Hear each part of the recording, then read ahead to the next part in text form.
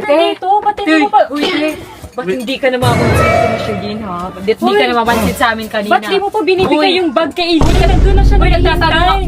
Tara na. Ibigay mo na yan kay Eileen. Sama ko. Anong sama ka dyan? Dyan ka lang.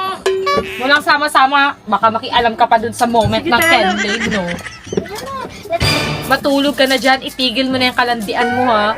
Dyan ka, ha? Sa tabi ka ni mama. Baka makita kita bigla. Nandun ka lang katabi ni Kenan. Lagot ka talaga sa akin. Dyan ka lang. Ano ba yan? Nakakainis naman si Ate Sophia. Dito ka na lang, matulog ka na, huwag ka na makisali sa kanila. Yan mo sila. Ay, bibigyan mo. Kasi natutulog. Anong nahihiya? Ngayon kapag nandiyan na, bigay mo na. Ibibigay mo lang naman eh. Hindi, bigyan mo na. Ano ka ba? Hindi ka kakahiya. Ay, Eileen.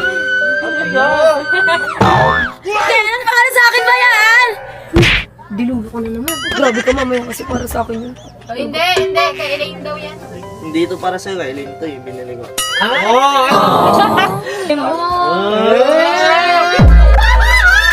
Hilig pa naman ng ganitong bag. Ay, tabi muna. Ako, dito ka sa Kenan. Ano ba? Ba't nandiyan ka? BFF lang naman eh. Diba? Friends lang naman, BFF lang. Kaya nakaupo lang pag dito si Kenan nakahiga siya, laki ng space. Ano ba yan? Nakaupo lang. Kaya nandito ka na lang pag dito ka nakahiga ka pa. Gusto mo pa mag-twerk ka pa dito. Bagay, totoo naman. Marami ng space. Te, may konsake ka na. Doon ka na, te. Uy, grabe ka naman. Hindi ko naman sinasabing siya. Nakikipagkaibigan lang naman. Ay, tama pala. Okay,